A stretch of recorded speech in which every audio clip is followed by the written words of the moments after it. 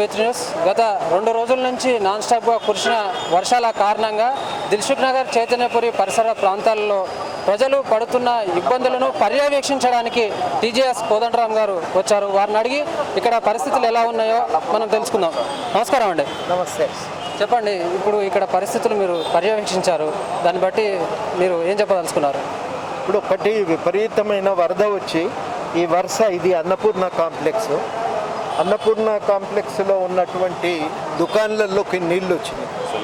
సెల్లార్లు అయితే పూర్తిగా నీళ్లతో నిండిపోయినాయి, చెరువులాగా ఉన్నాయి. అవి ఓ చిన్న సరస్సులాగా మారిపోయినాయి.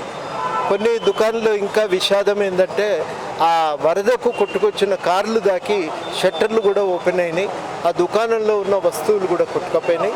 ఇవాళ మరి కోట్ల రూపాయల నష్టం అయితే సంభవించింది. వ్యాపారాలు ఆగిపోయినాయి.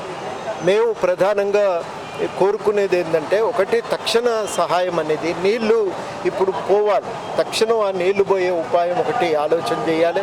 గోడ గూలగొట్టి కొంత లాభం అయితే జరిగింది, దానివల్ల మేలు జరిగింది అనేది అందరూ కూడా చెప్తా ఉన్నారు.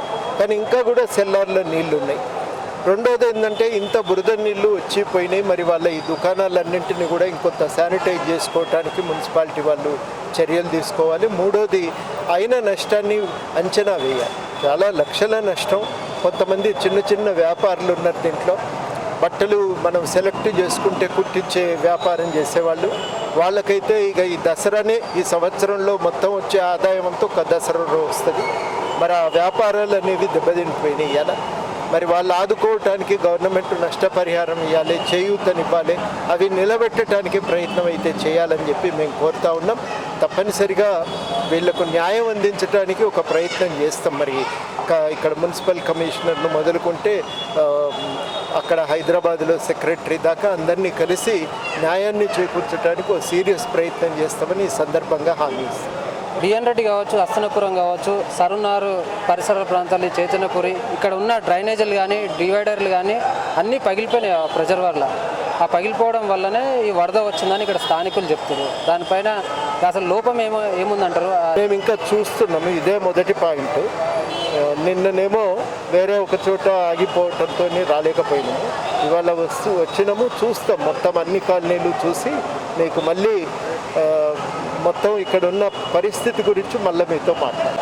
చైతన్యపురి, దిల్సుఖ్ నగర్ పరిసర ప్రాంతాల్లో కోదండరాం గారు పర్యవేక్షించి ఆయన చెప్పిన మాటలు, ఇక్కడ ఉన్న సమస్యపై ఇక్కడ జిహెచ్ఎంసీ అధికారులకు కానీ అక్కడ ఉన్న సమస్యలపైన మాట్లాడి ఇక్కడ సమస్యలు ప్రభుత్వం దృష్టికి తీసుకెళ్ళి సాల్వ్ చేసే దిశగా వెళ్తానని తను చెప్పారు. ఇప్పుడు ప్రస్తుతం మనం సిచ్యువేషన్ చూస్తున్నాము. ఇక్కడ అయితే కాంప్లెక్స్లోకి వాటరు చాలా నిండిపోయి ఇక్కడ చిన్న చిన్న బిజినెస్ చేసేవాళ్ళు ఈ వర్షం కారణంగా వాటర్ నిండిపోవడం వల్ల వాళ్ళు దుకాణాలు బంద్ చేసుకొని వాళ్ళ సమస్యలు ఇక్కడ చెప్పుకోవడం జరిగింది. మొత్తం నీళ్లు కూరుకుపోయి ఇక్కడ చాలా ఇబ్బందులు పడుతున్నారు.